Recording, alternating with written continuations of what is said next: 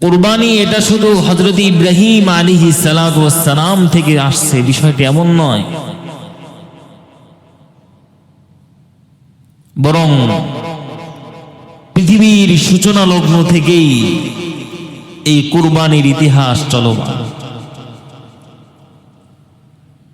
কুরবানির ইতিহাস কি চলমান, চলতেছে, হযরত আদম আলাইহিস সালাতু ওয়াস সালাম থেকে চলতেছে। কিন্তু পূর্বের কুরবানি আর সুন্নতে ইব্রাহিমের কুরবানি, সুন্নতে ইব্রাহিমের পূর্বের কুরবানি এবং সুন্নতে ইব্রাহিমের পরের কুরবানির মধ্যে পার্থক্য আছে। সুন্নতে ইব্রাহিমের কুরবানির পরে সে কুরবানির গোশত আপনি খেতে পারবেন, তার আগে কিন্তু খাওয়া ছিল না। কিন্তু যুগে যুগে কুরবানি ছিল, কারণ কুরবানির মাধ্যমেই আল্লাহ পাকের নৈকট্য অর্জন করা যায়। যে কোনো জায়গার ক্ষেত্রে বলেন, আপনাকে কুরবানি করতে হবে। দুনিয়াতেও যদি সফলতা চান তাহলে দুনিয়ার পিছনে আপনাকে কুরবানি করতে হবে। কথা ঠিক কিনা? আপনি দুনিয়ার পিছনে যদি কুরবানি না করেন, দুনিয়া আপনাকে দিবে না। ঠিক তেমনি ভাবে আখিরাতের জন্য কুরবানি করলে আখিরাত আপনি পাবেন, আল্লাহর জন্য কুরবানি করলে আল্লাহকে আপনি পেয়ে যাবেন। সুবহানাল্লাহ। কুরবানি যুগে যুগে ছিল। হযরত আদম আলাইহিস সালাতু ওয়াস সালাম, আল্লাহ তাআলা যখনই তাকে কোনো পুত্র দিয়েছেন, সে পুত্রর সাথে তার কন্যাও দান করেছেন। একসাথে কি হইতো? জন্মগ্রহণ করতো একটা পুত্র, একটা কি কন্যা, একটা ছেলে আর একটা মেয়ে। যখনই কোনো সন্তান জন্মগ্রহণ করতো একসাথে দুইজন হইতো। দেখেন কুরবানির ইতিহাস সূচনা কোথা থেকে শুরু হলো। আল্লাহ পাক রব্বুল আলামিন হযরত আদম আলাইহিস সালাতু ওয়াস সালামের সন্তানের মধ্য থেকে দুইজন সন্তান, একজনের নাম হলো হাবিল আর একজনের নাম কি কাবিল। নিয়ম ছিল যে হাবিলের সাথে যে মেয়ে জন্মগ্রহণ করেছে তার সাথে বিবাহ হবে কার? কাবিলের। আবার কাবিলের সাথে যে মেয়ে জন্মগ্রহণ করেছে তার সাথে বিবাহ হবে কার? হাবিলের। একসাথে দুইজন জন্মগ্রহণ করেছে, তারা একসাথে বিবাহ করতে পারবে না? পারবে না, একসাথে বিবাহ করতে পারবে না। কিন্তু ইসলামের ইতিহাসে লেখে যে কাবিল এই জায়গাটাই বিরোধিতা করেছে। আল্লাহ পাকের বিধান হযরত আদম আলাইহিস সালাতু ওয়াস সালাম তিনি তার সন্তানদেরকে জানিয়ে দিয়েছেন যে বাবা, এটাই আল্লাহ পাকের হুকুম যে হাবিল তোমার সাথে বিবাহ হবে কাবিলের সাথে যার জন্ম হয়েছে তার সাথে, আবার কাবিলের সাথে বিবাহ হবে হাবিলের সাথে যার জন্ম হয়েছে তার সাথে। এখন কাবিল বলতেছে আমার সাথে যার জন্মগ্রহণ হয়েছে আমি তাকেই বিবাহ করব। অনেক যুক্তি পেশ করতেছে সে। আমার সাথে যদি বিবাহই যদি আল্লাহ না দিতেন তাহলে তো আর আল্লাহ তাআলা একসাথে কি করতেন না? পাঠাইতেন না। এইভাবে কাবিল নিজেকে নিজে যুক্তি তর্কের মাধ্যমে পেশ করতেছে নিজেকে। যে কোনো মূল্যে কাবিল চাচ্ছে তার সাথেই যে জন্মগ্রহণ করেছে তাকে বিবাহ করা, কিন্তু আল্লাহ পাকের হুকুম তো এটা নয়। কারণ কাবিলের সাথে যার জন্ম হয়েছে সে দেখতে একটু সুন্দরী ছিল, হাবিলের সাথে যার জন্ম হয়েছে দেখতে ওরকম সুন্দরী ছিল না। কিন্তু আল্লাহ পাকের নির্দেশ, আল্লাহ পাকের হুকুম, কোনোভাবেই কাবিলকে মানানো যাচ্ছে না। আল্লাহ তাআলা হুকুম দিলেন যে দোনো ভাইয়ের মধ্যে কোরবানি দেওয়া হোক। দোনো ভাইয়ের মাধ্যমে কি দেওয়া হোক? কোরবানি দেওয়া হোক। যার কোরবানিকে আল্লাহ তাআলা পছন্দ করবেন সেই ওই কাবিলের সাথে যার জন্ম হয়েছে তার সাথে তার বিবাহ হবে। আর যার কোরবানি কবুল হবে না তারটা গ্রহণযোগ্য হবে না। হযরত আদম আলাইহিস সালাতু ওয়াস সালাম তিনি তার উভয় সন্তানকে জানায় দিলেন যে বাবা, আল্লাহ পাক তো কুরবানি দেওয়ার জন্য বলেছেন। তারা উভয় রাজি হলেন। কি কুরবানি দিবে? কাবিলেরও কিন্তু সে যেই শস্য উপার্জন করত সেই শস্যের একটা দানা সে একটা মরুভূমির মধ্যে রাখছে। আর হাবিল সে তার দুম্বার মধ্যে সব থেকে যেই সুন্দর যে দুম্বাটা, সব থেকে ভালো যে দুম্বাটা, যেটা দেখা মাত্রই সবার পছন্দ হবে, আল্লাহ পাকের নৈকট্য অর্জন করার জন্য, আল্লাহর রাহে কোরবানি করার জন্য তিনি ওই সুন্দর দুম্বাটা তিনি পেশ করেছেন। এর থেকে একটা শিক্ষা গ্রহণ হয়, আল্লাহর জন্য যেটা আমরা পেশ করব সেটা সব থেকে সুন্দর হওয়া উচিত, সেটা সব থেকে ভালো হওয়া উচিত। কিন্তু দেখা যায় আল্লাহর জন্য যেটা আমরা পেশ করি সেটা একেবারেই ঘরের মধ্যে পড়ে আছে, কোনো কাজে লাগে না। আল্লাহর রাস্তায় দান করতে গেলে যে টাকাটা ছিঁড়া সেই টাকাটা আমরা দান করি। কথা বলেন ঠিক কি না? কিন্তু এটা হওয়া উচিত নয়।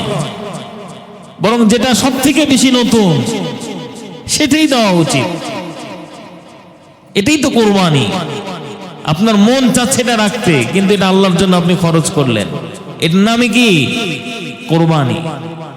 এর নাম হলো কোরবানি। যে কোনো ক্ষেত্রে হোক, উত্তম যেটা সেটাই আল্লাহর জন্য করা। কাবিল তিনি সেটাই করেছেন যেটা তার কাছে সব থেকে বেশি পছন্দনীয় ছিল। দুম্বা আল্লাহর জন্য দিয়ে দিলেন। আদম আলাইহিস সালাতু ওয়াস সালাম বললেন, তোমাদের কোরবানি কিভাবে কবুল হবে, কিভাবে বুঝবে? আগের জামানার যে সিস্টেম ছিল, অদৃশ্যভাবে, আসমানি গায়েবান ভাবে তার যার কোরবানিকে আল্লাহ তাআলা কবুল করবেন তার ওইটাকে জ্বালায় দিবেন। তার ওটাকে কি করবেন? জ্বালিয়ে দিবেন। দেখতেছেন যে স্পষ্টভাবেই তিনি বুঝে ফেললেন যে হাবিলে যে দুম্বা আল্লাহ তাআলা জ্বালিয়ে দিয়েছেন এবং তার কুরবানিকে আল্লাহ তাআলা কবুল করে নিয়েছেন। সুবহানাল্লাহ। যখন কাবিল বিষয়টা দেখলো যে আমার কুরবানি তো কি হয় নাই, কবুল হয় নাই, আমার কুরবানি কবুল হয় নাই, তখনই সে বলল যে লা আকতুলান্না, নিশ্চয় আমি তোমাকে কি করব? হত্যা করব। আমি তোমাকে কি করব? হত্যা করব। দেখেন, হত্যার সূচনা কিন্তু সেই কাবিল থেকে শুরু হয়েছে। হত্যার সূচনা কোথা থেকে? সেই কাবিল থেকে শুরু হয়েছে। কিন্তু হাবিল চমৎকার জবাব দিয়েছেন, লাইম বাসাতনা ইয়াদাইয়া ইলাইয়া লিয়াকতুলান্না, যে তুমি আমাকে হত্যা করতে আসবে কিন্তু আমি তোমার সামনে আমি আমার হাতটাকেও বাড়াবো না। সুবহানাল্লাহ। তুমি হাত বাড়িয়ে আমাকে হত্যা করবে, আমি তোমার সামনে হাতও বাড়াবো না, আমি তোমাকে কিচ্ছু করব না। এটাই হলো ইসলামের শিক্ষা। একজন মানুষ আপনাকে আঘাত করবে তার মানে এটা নয় আপনিও তাকে আঘাত করবেন। একজন মানুষ আপনাকে কষ্ট দিয়েছে তার মানে এটা নয় আপনিও তাকে কষ্ট দিবেন। একজন মানুষ আপনাকে জুলুম করেছে, তার মানে এটা নয় আপনিও তার উপর কি করবেন? জুলুম করবেন। আল্লাহ রাসূল সাল্লাল্লাহু আলাইহি ওয়াসাল্লাম বলেছেন, যারাই জালেম হবে, যারাই জালেম হবে দুনিয়াতে, কিয়ামতের দিন তাদের জন্য অন্ধকার, তাদের জন্য কখনো এটা মঙ্গলজনক হবে না। আয-যুলমু যুলুমাতি ইয়াউমাল কিয়ামা, এজন্য কখনো জালেম হওয়া যাবে না। যদি সম্ভব হয় তাহলে তুমি তাকে মাফ করে দাও, তুমি তাকে কি করে দাও? মাফ করে দাও। এটাই ইসলামের শিক্ষা। কাবিল চমৎকার যে কথাটা বলেছেন, আল্লাহ তাআলা তার এই কথাটাকে কোরআনে কারীমের মধ্যে স্পষ্টভাবে উল্লেখ করে দিয়েছে। সুবহানাল্লাহ ওয়া বিহামদিহি। আল্লাহ তাআলা কোরআনে কারীমের মধ্যে বলেন,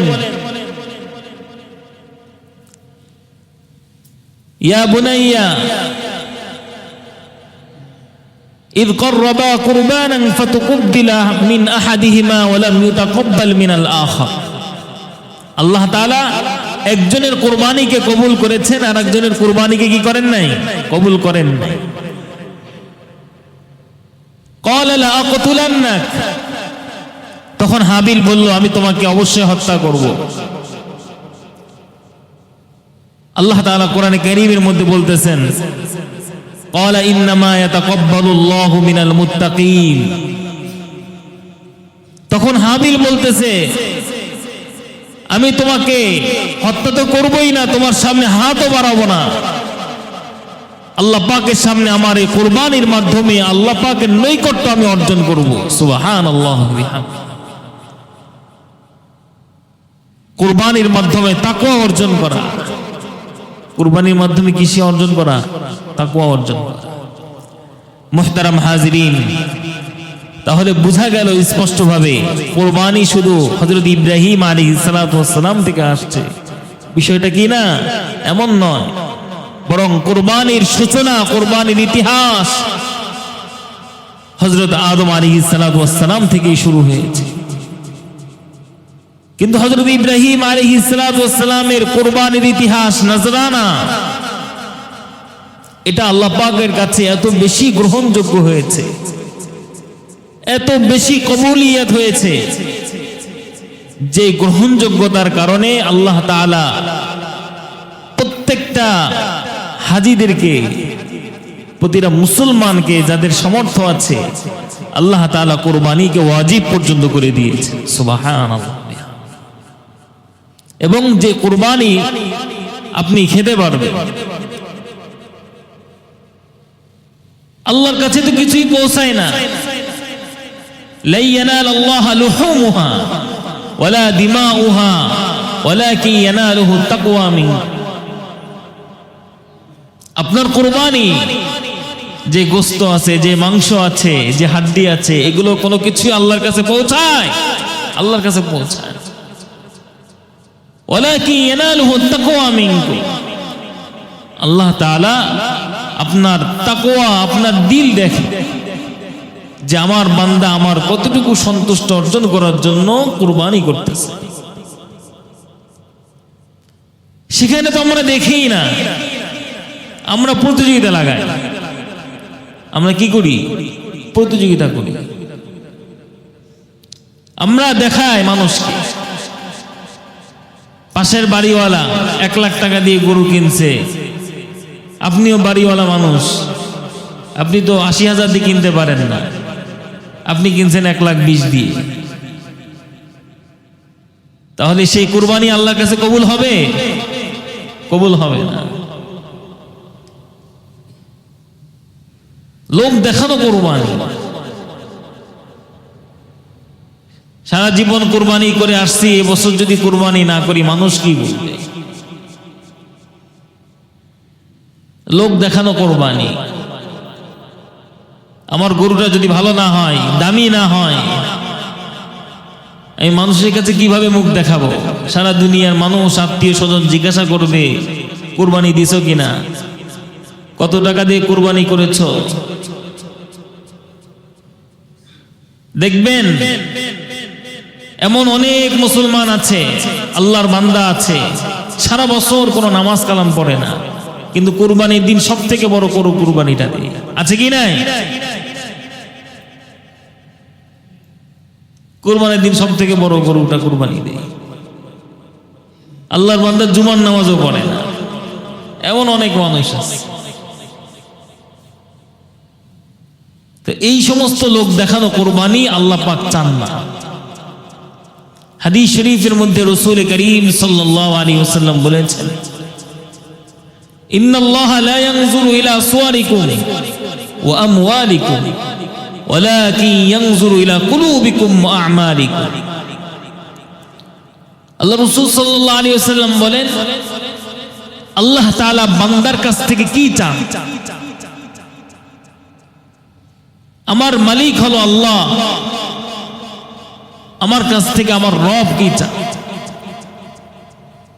রাসূল বলেন, লা ইয়ানজুরু ইলা সুওয়ারিকুম, আল্লাহ পাক রব্বুল আলামিন তোমার কাছ থেকে তোমার সৌন্দর্য দেখতে চায় না। তুমি দেখতে কেমন, ফর্সা না সুন্দর না কালা না বাটা, ছোট না লম্বা, এগুলো আল্লাহ পাক দেখতে চান না। যদি সুন্দরকেই যদি প্রাধান্য দেওয়া যেত, তাহলে তো হযরতে বেলালকে আল্লাহ রাসূল সাল্লাল্লাহু আলাইহি ওয়াসাল্লাম যখন মেরাজে গিয়েছেন, জান্নাতে বেলালের আওয়াজ তিনি শুনতে পাইতেন। কথা বলেন ঠিক কি না? হাবশির গোলাম, কালো কুচকুচে,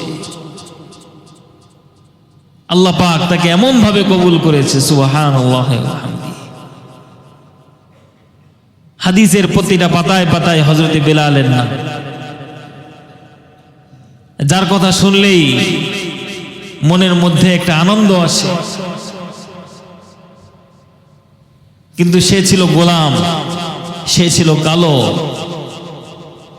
দেখতে এরকম সুন্দরও লাগতো না, কালো কুচকুচে। কিন্তু হযরতে বেলালকে আল্লাহ তাআলা এত বেশি ভালোবেসেছেন, এত বেশি ভালোবেসেছেন। আল্লাহ রাসূল সাল্লাল্লাহু আলাইহি ওয়াসাল্লাম মেরাজে গিয়েও জান্নাতে হযরতে বেলালের পায়ের আওয়াজ তিনি শুনতে পেয়েছেন। সুবহানাল্লাহ। ওয়া আমওয়ালিকুম, আল্লাহ পাক বান্দার কাছ থেকে ধন সম্পদ দেখতে চান না। কার কাছে কত ধন সম্পদ আছে? আল্লাহ তাআলা যদি ধন সম্পদই দেখতেন, তাহলে সবার আগে নমরুদকে দেখতেন, ফেরাউনকে দেখতেন। সারা দুনিয়ার বাদশা ছিল না। কথা বলেন ঠিক কি না? কিন্তু আল্লাহ তাআলা ধন সম্পদ চান না, সৌন্দর্য চান না। আল্লাহ পাক চান ওয়ালাকি ইয়ানজুরু ইলা কুলুবিকুম ওয়া আমালিকুম। আল্লাহ পাক রব্বুল আলামিন তার বান্দার কাছ থেকে তার কলব চান, তার দিল চান, এবং তার আমল চান, যে তার আমল কতটুকু সুন্দর করে, কতটুকু ইখলাসের সাথে আমার জন্য কুরবানি পেশ করেছে। আমাদের দিল চান, আমাদের ইখলাস চান আল্লাহ তাআলা, আমাদের তাকওয়া চান আল্লাহ তাআলা, যে আমার এই বান্দা আমার জন্য কতটুকু খুশি করে আমার জন্য সে কুরবানি দিয়েছে, আমার কতটুকু সন্তুষ্ট চিত্তে সে নামাজ পড়েছে, আমাকে কতটুকু সন্তুষ্ট করার জন্য সে সেজদা দিয়েছে। আল্লাহ পাক এটা চান। কিন্তু আমরা তো মানুষ দেখানো, লোক দেখানো নামাজ পড়ি, লোক দেখানো সেজদা দেই, লোক দেখানো কুরবানি করি। সূরাতুল মাউনের মধ্যে তো আল্লাহ তাআলা বলেছেন,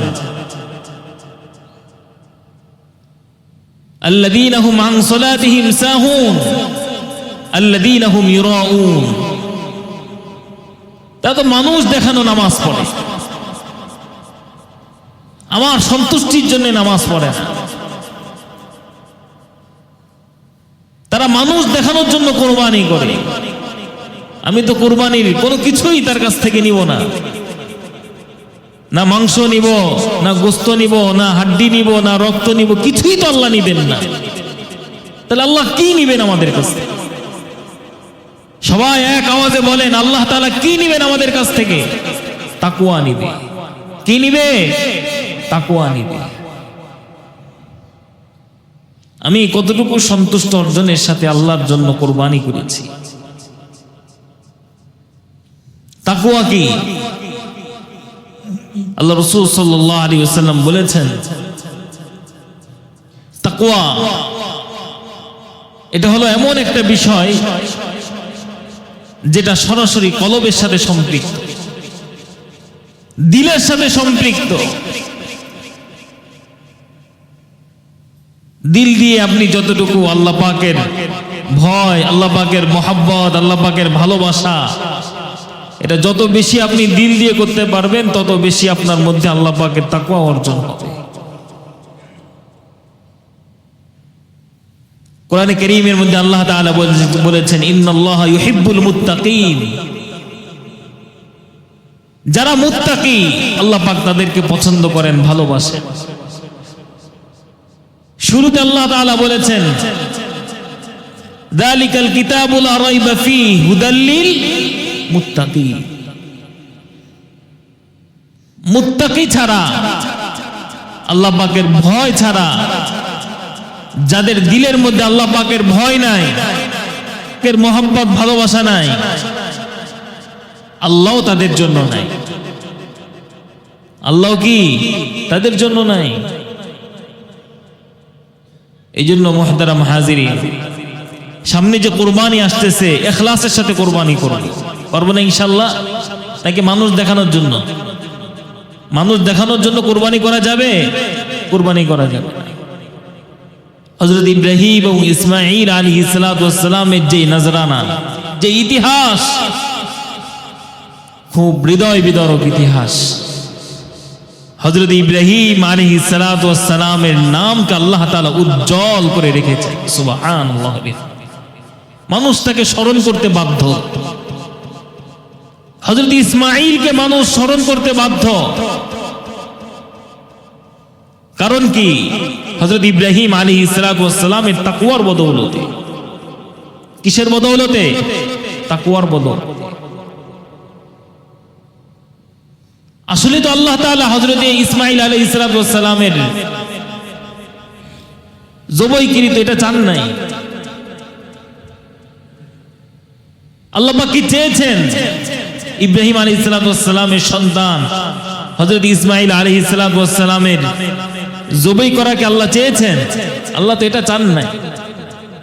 আল্লাহ তাআলা পরীক্ষা নিয়েছেন হযরত ইব্রাহিমের, যে সে আমার সন্তুষ্টির জন্য তার সন্তানকে কতটুকু সে প্রস্তুত করেছে, তার সন্তানকে কতটুকু প্রস্তুত করেছে। এক হযরত ইব্রাহিম আলাইহিস সালাতু ওয়াস সালামের তাকওয়ার বদৌলতে আল্লাহ পাক রব্বুল আলামিন পৃথিবীর সমস্ত কুরবানির তাকওয়াকে আল্লাহ তাআলা চেয়েছেন। এক হযরত ইব্রাহিম আলাইহিস সালাতু ওয়াস সালামের তাকওয়া। এইজন্য সামনে যে কোরবানি আসতেছে, মুহতারাম হাজিরিন, কয়েকটা বিষয় আমরা লক্ষ্য রাখব। এক নম্বর বিষয় হলো, যদি আল্লাহ তাআলা আপনাকে অর্থ সম্পদ দিয়ে থাকেন, আপনি একা করেন। আপনি কি করেন? একাই করেন। হালাল টাকা দিয়ে না হারাম টাকা দিয়ে? হালাল না হারাম? হালাল। কোরআনে কারীমের মধ্যে আল্লাহ তাআলা বলেছেন, হালালান তাইয়্যিবা মিম্মা রাযাকাকুমুল্লাহু হালালান তাইয়্যিবা। হালাল উপার্জন আল্লাহ তাআলা করতে বলেছে। তো হালাল যে ইনকাম আছে, সেই ইনকাম যদি আল্লাহ তাআলা আপনাকে অর্থ সম্পদ দিয়ে থেকে আপনি একাই করেন, এটাই উত্তম।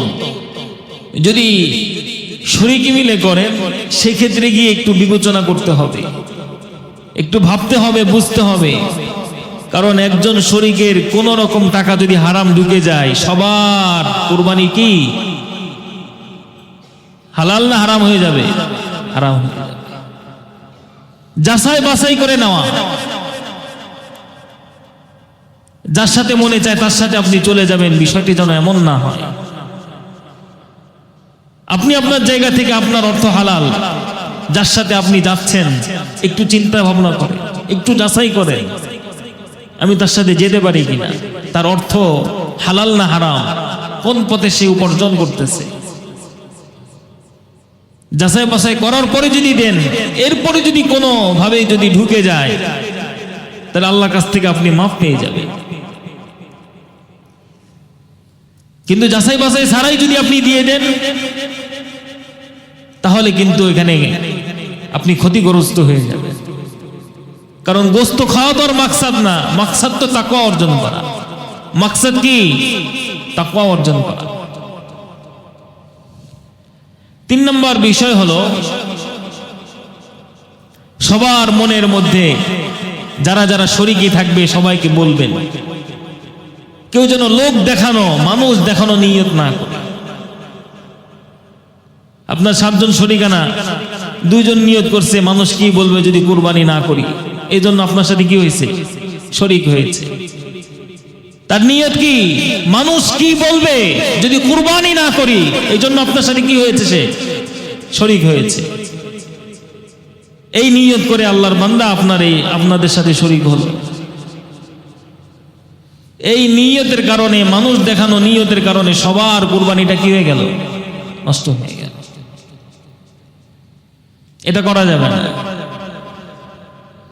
এই জন্য আপনাকে যদি আল্লাহ তাআলা সমর্থ দেয়, আপনি একটা ছাগলই দেন না,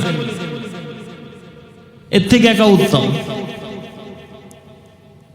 যদি সম্ভব হয় একটা গরু দেন আপনি। যদি এটা সম্ভব না হয় তাহলে শরীকে মিলে, কিন্তু সবার ইখলাস যেন ঠিক থাকে, সবার উপার্জনের মাধ্যম যেন ঠিক থাকে, সবার টাকাটা যেন হালাল থাকে। আরো বিস্তারিত আলোচনা ইনশাআল্লাহ, যেহেতু সামনে আমাদের সময় আছে, সুযোগ আছে, করব।